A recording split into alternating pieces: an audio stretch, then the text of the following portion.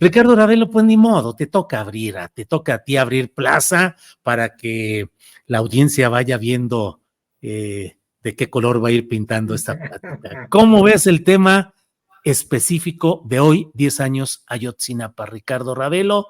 Hay quienes dicen es un tema de Enrique Peña Nieto que no tiene por qué ser cargado a la cuenta del gobierno actual. El presidente de la República hoy dijo en su conferencia mañanera de prensa que había habido complicaciones, problemas, intereses por intereses. En fin, Ricardo, tu valoración de lo que pasa en el tema Ayotzinapa. Bueno, Julio, es una gran deuda, desde el punto de vista de la justicia, una gran deuda que heredó Enrique Peña Nieto con todo el desaseo de una investigación que no llegó a nada.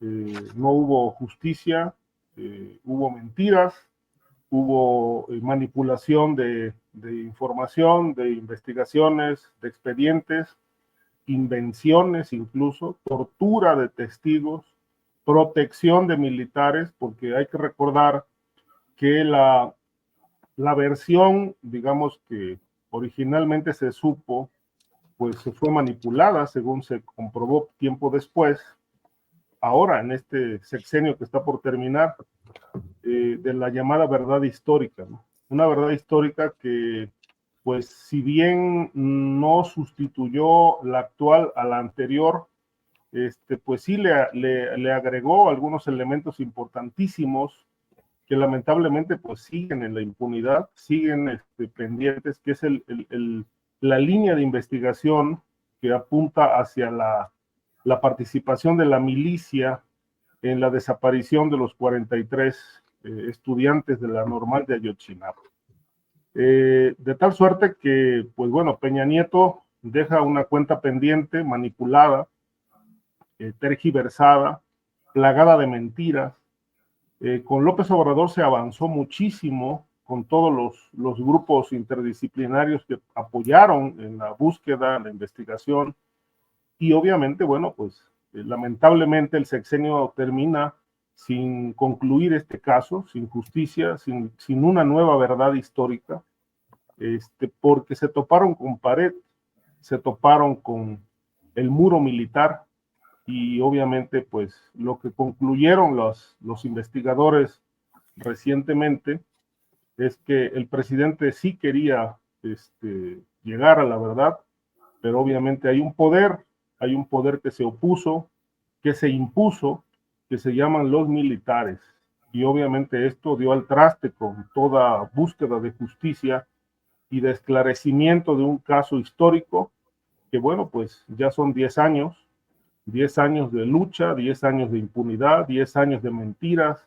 y bueno, los padres de los normalistas obviamente pues están muy decepcionados, no solamente del sexenio de Peña Nieto, sino del actual, de López Obrador, porque les ofreció aclarar el asunto. Era un compromiso del presidente, uno de los tantos que incumplió, como la seguridad, el tema de la seguridad pública, otro pendiente, 200,000 muertos, que pues es el récord histórico de un gobierno que se propuso pacificar un país y no lo logró, por intereses o por incapacidad. Pero en este caso de Ayotzinapa, me parece que pues van a seguir las protestas. Ayer llegaron cerca de 100 autobuses a la Ciudad de México.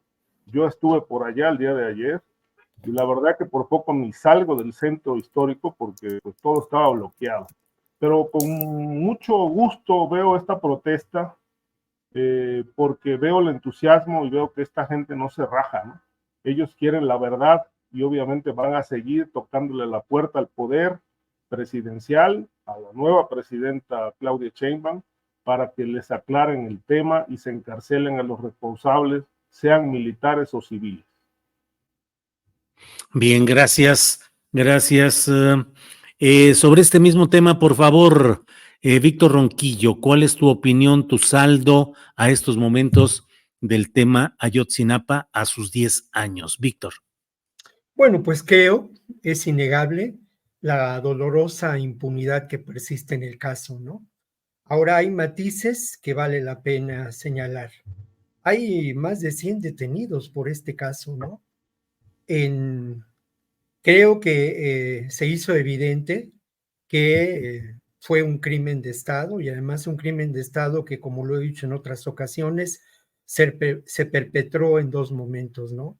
Un crimen de Estado cuando ocurrieron los hechos, esa madrugada, y en donde sin duda las Fuerzas Armadas son culpables por complicidad o por omisión.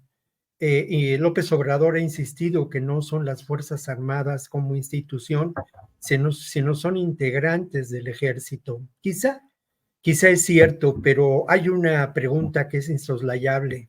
¿A quién se protege negando esta participación grave del ejército en lo que es muy evidente, el tráfico de drogas, el tráfico de heroína, desde Iguala hacia Chicago, con la participación del Grupo de Guerreros Unidos? Está bajo detención domiciliaria el responsable, el general al mando del destacamento 27 o del grupo 27. Pero hasta ahí llega lo que podemos intuir de culpabilidades en la cadena de mando. Y por otro lado, pues hay evidencias muy claras de que se perpetró otro crimen de Estado con la construcción de la verdad histórica. Seguramente seguiremos hablando de este tema, pero a mí me importa mucho señalar también un hecho que es evidente y del que no se habla mucho, ¿no? La continuidad lamentable del ejercicio de poder de un gobierno autoritario desde el 2 de octubre del 68, la guerra sucia terrible y los hechos lamentables de la desaparición de los 43 estudiantes. Hechos que nos remiten, ¿no?, a la continuidad de una acción oscura por parte de sectores muy claros que aún permanecen en las Fuerzas Armadas, en el Ejército y en las instituciones y los órganos de seguridad de este país. Bien, gracias, Víctor. Guadalupe Correa Cabrera, por favor, tu opinión, tu valoración, Ayotzinapa a 10 años. Sí, claro. Y bueno, qué mejor que después de una década, ¿no? Y de 6 años de promesas de que esto se iba a esclarecer. Los 100 detenidos, algunos que ya han sido liberados, si recuerdo bien, algunos han sido liberados y realmente pues seguimos, como hemos dicho aquí, con una verdad histórica, una mentira histórica, ¿no? Y esta promesa incumplida que pues deja muy mal parado al gobierno de Andrés Manuel López Obrador. Esto, muchas de las de algunas figuras que apoyan incondicionalmente al régimen, incluyendo las granjas de cuevas, de bots, las cuevas de bots en este mismo espacio, lo cual me parece también muy interesante. Hay una línea bien interesante en algunos de los comentarios, pero bueno, por ejemplo, este tipo también de, no sé si cuevas de bots en redes sociales y algunas cuentas, como ya habíamos hablado de la red AMLO y de unas cuentas que tienen unos comportamientos muy interesantes. Una de estas cuentas, el día 24 de septiembre, dice lo siguiente: qué casualidad que justo cuando se vota la reforma de la Guardia Nacional, los familiares de los 43 de Ayotzinapa llegan al Senado escoltados por bloques de encapuchados, vendieron su tragedia a los mismos quienes desaparecieron a sus hijos. Repugnante. Yo le contesto, repugnante quienes justifican la institucionalización de la militarización del país, repugnante la propaganda que estigmatiza a las víctimas de una tragedia como esta con fines políticos, porque la tragedia se utilizó con fines políticos. Esta promesa se utilizó con fines políticos por parte de este gobierno y no han dado una respuesta.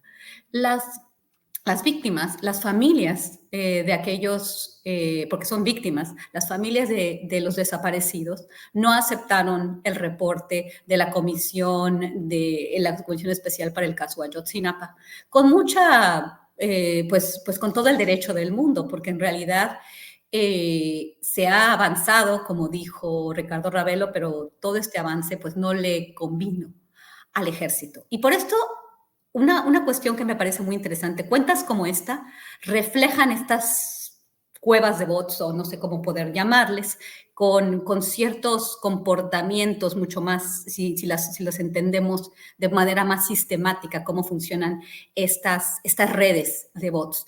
Esta cuenta, por ejemplo, Jimenita, Jime 2002, con un guión bajo, y que habla de esto, pues nos refleja una realidad. ¿Y por qué sí importa? Porque no es una cuestión del gobierno de Enrique Peña Nieto, porque es una cuestión de ahora.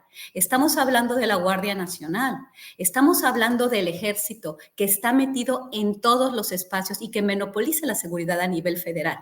Claro que importa, porque si el Ejército participó de esa forma, porque también Víctor dijo algo muy cierto, no solamente estamos hablando de 43 desaparecidos, estamos hablando de procesos muy complejos que vinculan también lo que sucedió con tráfico de drogas, con protección a todos los niveles de gobierno y con la participación del Ejército. Y esa verdad no quiere que se sepa. Y ellos son las personas encargadas, porque es una institución que opera a nivel vertical. Los mismos que están operando ahora son los generales que apoyaron a Felipe Calderón. Muchos de ellos son aquellos que apoyaron a Felipe Calderón y a Enrique Peña Nieto. Eso no se nos puede olvidar.